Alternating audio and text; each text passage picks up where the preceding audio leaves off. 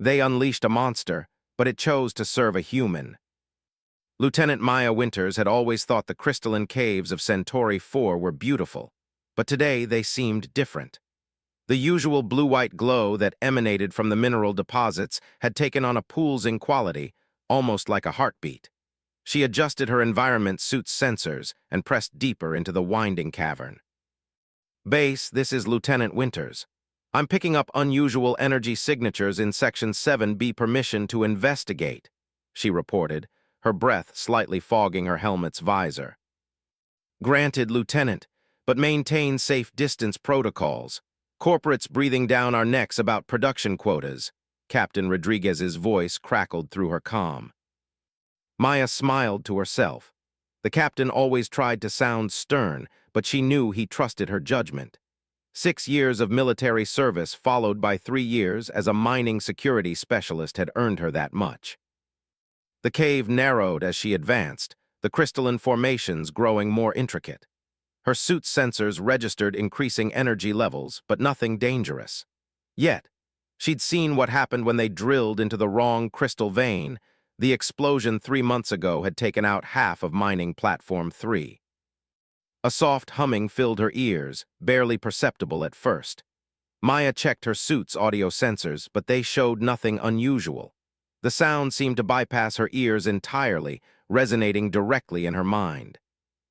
"That's new," she muttered, pressing her gloved hand against the nearest crystal formation.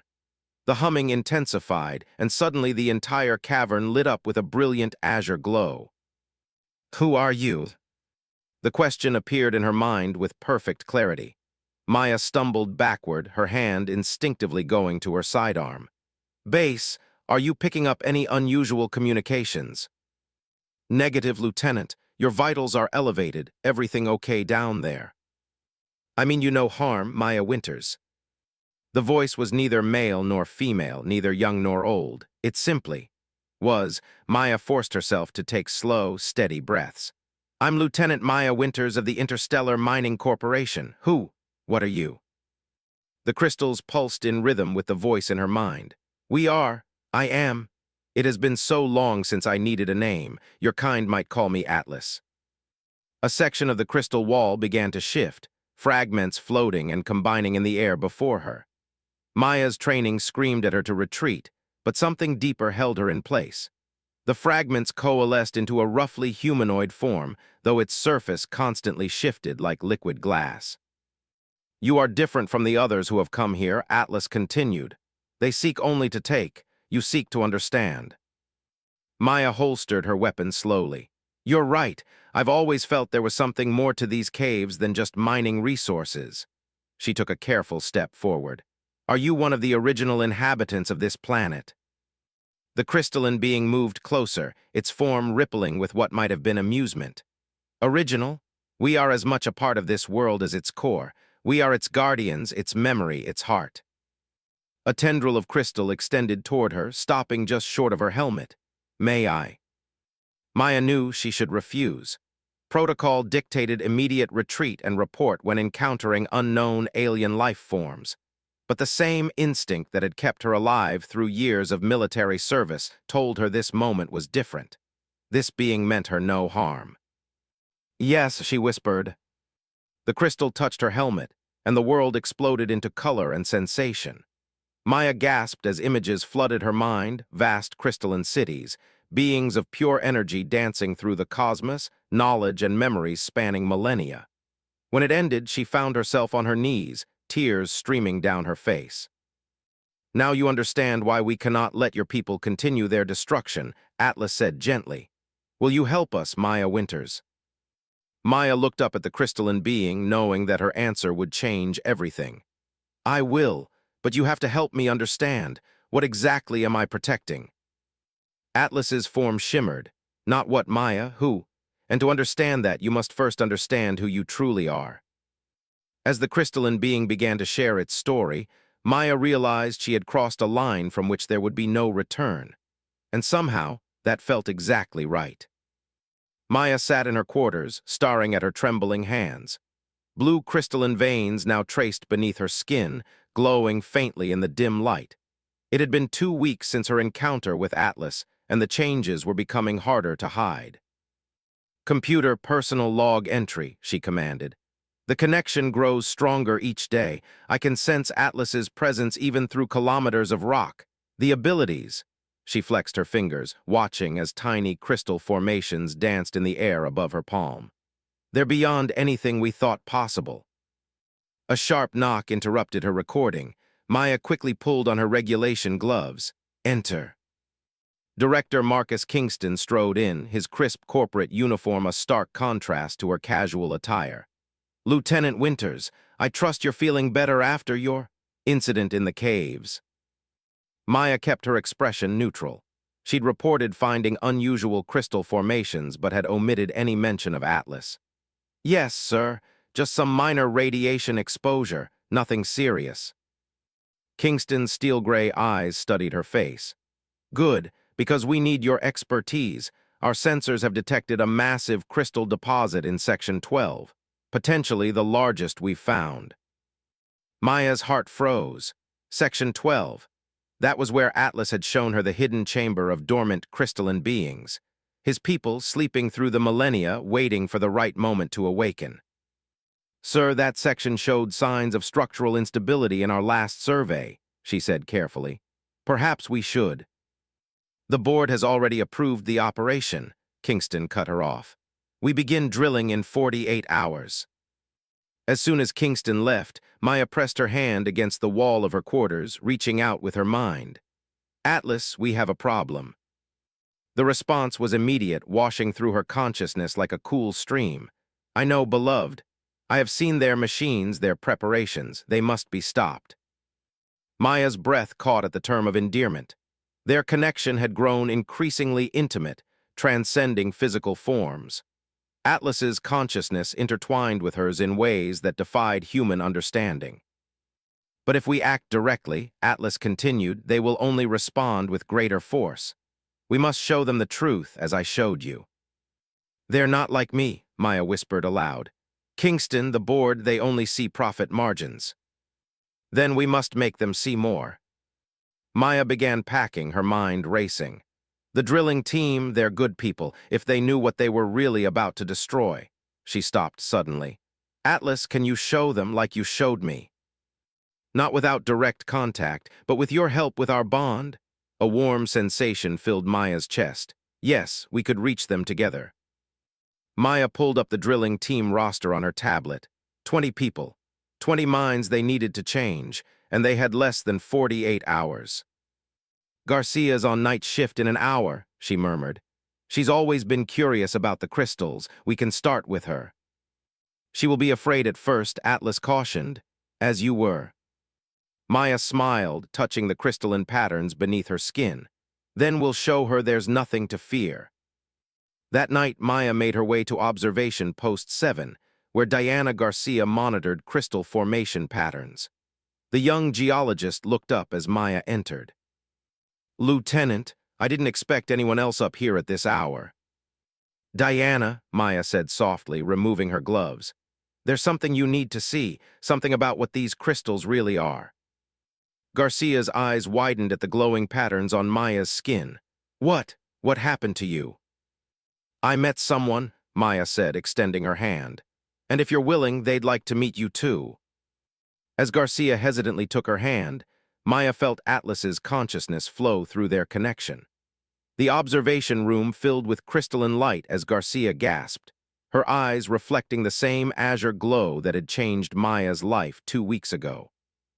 One down, Maya thought, 19 to go, and somewhere in the depths of the mining complex, she felt Atlas's answering pulse of hope and determination. They had a chance, a small one, but sometimes that was all you needed to change the world, or in this case, to save it. The deep caverns of Centauri 4 hummed with ancient power as Maya and Diana led the small group of converted mining crew members through the crystalline passages. 12 people had joined their cause over the past day and a half, not enough to stop the drilling operation entirely, but enough to create chaos if necessary. "It's beautiful," whispered Dr. James Porter, the team's senior geologist, his dark eyes reflecting the ethereal glow. Like the others, he now bore faint crystalline patterns on his skin, though none as pronounced as Maya's. "We're close," Atlas's voice resonated in Maya's mind. "The Chamber of Awakening lies just ahead." Maya had seen glimpses of this place in her shared memories with Atlas, but nothing prepared her for the reality. The tunnel opened into a vast cathedral-like space, its walls lined with thousands of crystalline formations, each containing a sleeping consciousness. "My God," Diana breathed, "there must be 10,417 of us," Maya said, Atlas's knowledge flowing through her. "The last of the Crystal Guard, protectors of the galaxy's dimensional boundaries." The revelation hit her with the force of a supernova. Through their deepening connection, Atlas was finally sharing the full truth of his people's purpose. They weren't just an ancient species. They were guardians, maintaining the very fabric of space-time. "We slumbered while the younger races grew," Atlas explained, his thoughts reaching all of them now. "Watching, waiting, ensuring the barriers between dimensions remained stable. But now—" A tremor ran through the cavern. Above them, the first drilling machines were moving into position. Maya pressed her hand against the nearest crystal formation, and a surge of memories flooded her consciousness. She saw vast fleets of crystalline ships holding back tiers in reality, preventing chaos from spilling into ordered space. She felt the weight of eons, the responsibility of maintaining cosmic balance. "The mining," she gasped. "It's not just destroying your people, it's weakening the dimensional barriers." Yes, Atlas materialized beside her, his crystalline form pulsing with urgent light. "Already, the damage your people have done has created microfissures in local space-time. If they breach the main chamber—" Another tremor, stronger this time. Dust and crystal shards rained from the ceiling. "How long?" Dr. Porter demanded. "The drilling starts in 6 hours," Maya answered. She turned to face her converted allies. "I won't lie to you. What I'm about to suggest is treason against the company. Anyone who wants to walk away, now's the time." No one moved. "They stay because they understand." Atlas's thoughts carried a wave of pride and affection. "As you understood." Maya nodded, squeezing Diana's hand. "Okay, here's the plan. Porter, you and your team need to create a geological emergency, something big enough to evacuate the upper levels. Diana, take Harris and Chen to disable the backup generators. Without power, they can't operate the drill arrays." "What about you?" Diana asked. Maya looked at Atlas, their gazes locking in a moment of perfect understanding. "We're going to wake them, all of them." Maya, Atlas's tone held warning. "The awakening ritual requires immense energy. Even with our bond, channeling that much power." "Could kill me," Maya smiled. "Some things are worth dying for." "Or worth living for." Atlas moved closer, his crystalline form brushing against her arm. "There may be another way, a true joining, but it would mean—" "I'd become like you," Maya finished. The idea should have terrified her. Instead, she felt only certainty. "I made my choice the moment I first heard your voice." The others had already departed on their missions when Maya took her position in the center of the chamber. Atlas's form dissolved, flowing into the crystalline patterns on her skin. The sensation was electric, intimate beyond anything physical. "Are you ready, beloved?" Maya closed her eyes, feeling the power build within her. The crystalline patterns spread across her body, transforming flesh into living crystal. In her mind, she could see the sleepers stirring, responding to their combined energy. "Wait," she gasped as the transformation reached her heart. "Will I still be me?" Atlas's response carried all the love and certainty of stars. "You will be more than you were, but never less than who you are." Maya surrendered to the change, her consciousness expanding to touch 10,000 sleeping minds. Above, the drills began to bite into the planet's crust, but they were too late. The awakening had begun. The control room erupted in chaos as alarms blared throughout the mining complex. Director Kingston stared in disbelief at the security feeds showing crystalline beings emerging from every tunnel and shaft. "Impossible," he whispered, watching his empire crumble. The door crystallized and shattered, revealing Maya, or what Maya had become. Her form shifted between human and crystalline, power radiating from her transformed body. Atlas moved beside her, their energies intertwined. "This facility is now under our protection," Maya announced, her voice carrying harmonics that made the human's bones vibrate. "Evacuate your personnel peacefully, and no one needs to be hurt." Kingston drew his sidearm, but crystalline growths had already disabled it. "You're one of them now," he spat. "A traitor to your species." "No," Maya replied calmly. "I'm a bridge between our peoples, something that should have happened millennia ago." Around the complex, the awakened Crystal Guard were disabling equipment with precise applications of energy, while Maya's converted allies led other workers to safety. Not a single shot had been fired. The display of power made resistance futile. "The dimensional tiers are still spreading," Atlas warned through their bond. "We must act quickly." Maya nodded. "Kingston, I'm giving you one last chance to understand." She extended her hand, offering the same revelation she'd received. Kingston backed away. "I don't need to understand. I need to protect Earth's interests." "Earth's interests," Maya's laugh held crystalline echoes. "What do you think happens when the barriers between dimensions collapse? Your profit margins won't matter much then." A shudder ran through the facility as reality itself began to warp. Through the viewing windows, they could see the sky fracturing like broken glass, other dimensions bleeding through. The evacuation was complete. Now came the hard part. "Atlas," Maya called, "it's time." Together, they began to glow with intense light as the rest of the Crystal Guard took their positions around the complex. The true battle wasn't against the corporation. It was against the chaos they'd accidentally unleashed. The dimensional tiers had spread across half the planet's surface, reality fracturing like a broken mirror. In the heart of the mining complex, Maya and Atlas led the Crystal Guard in their most important task in millennia. "The barriers must be restored," Maya commanded, her crystalline form pulsing with energy. The transformed mining crew members who had chosen to stay helped coordinate the evacuation ships, ensuring no humans remained in the danger zone. Together, Atlas's consciousness merged completely with hers. Around them, the Crystal Guard joined the merge, 10,000 minds becoming one vast, crystalline network. They rose as one, their combined power illuminating the fractured sky. Maya felt Atlas's love and strength flowing through her as they began the ancient ritual of restoration. The Crystal Guard's song echoed across dimensions, a harmony of pure energy that could stitch reality back together. Director Kingston watched from the last evacuation ship, his face pressed against the viewport. Below, the crystalline beings had arranged themselves in a vast geometric pattern, with Maya and Atlas at its heart. The sight would haunt his dreams forever. Maya barely existed as an individual now. She was part of something far greater. Through the group consciousness, she could feel the dimensional barriers responding to their call.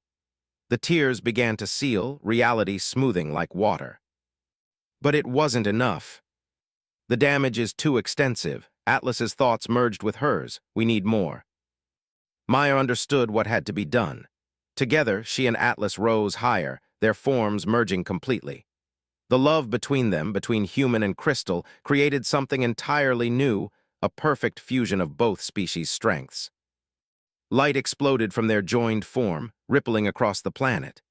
The other Crystal Guard added their power to the pulse, and finally, the dimensional tiers began to close. Reality stabilized, the crystal song faded, and in the light of Centauri 4's setting sun, something magnificent happened. Maya and Atlas descended, their merged forms settling into a new stability. Neither purely human nor purely crystal, but a perfect synthesis of both. Around them, the Crystal Guard began to transform the mining complex into a shimmering crystal city, a new beginning. "What are you now?" Diana asked, approaching her transformed friend with wonder. Maya smiled, her crystalline features catching the light. "We are the first of the new Crystal Guard, a bridge between worlds." She held out her hand, showing the perfect blend of human flesh and living crystal. "And we will not hide any longer." 1 month later, the first official Earth delegation arrived to establish diplomatic relations with the Crystal Guard. Maya and Atlas stood together to greet them. Their merged form a testament to what was possible when fear gave way to understanding.